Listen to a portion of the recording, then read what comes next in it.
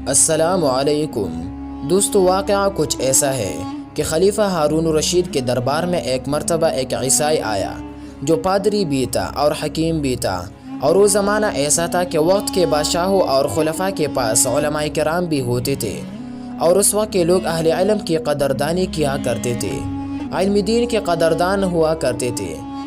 وہ عیسائی پادری آیا اور کہنے لگا، دیکھو تم لوگ یہ کہتے ہو کہ تمہارے رب نے تمہیں سب کچھ بتا دیا ہے، تو کیا قرآن مجید جس کو تم اللہ کی کتاب کہتے ہو، اس میں صحت کے متعلق بھی کوئی اصول ہے؟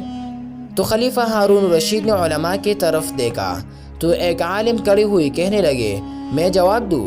کہا ہاں جی، آپ جواب دیجئے۔ تو انہوں نے دوستو جواب دیا، قرآن مجید کے اندر صحت کے بارے میں حکم، قرآن پاک میں صحت سے متعلق یوں بیان کیا گیا ہے، اعوذ باللہ من الشیطان الرجیم، کلوا واشربوا ولا تسرفوا۔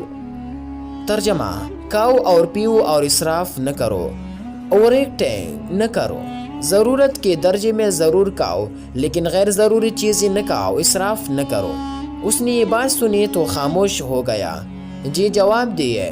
تو انہوں نے بتایا کہ دیکھو، حضور پاک صلی اللہ علیہ وسلم نے صحت کے متعلق ہمیں 3 باتیں سمجھائی ہیں۔ آج آپ کسی بھی ڈاکٹر کو یہ اصول بتا دیے، انشاءاللہ وہ اس کی تائید ہی کرے گا اور قیامت تک اس کے تائید ہوتے رہیں گے۔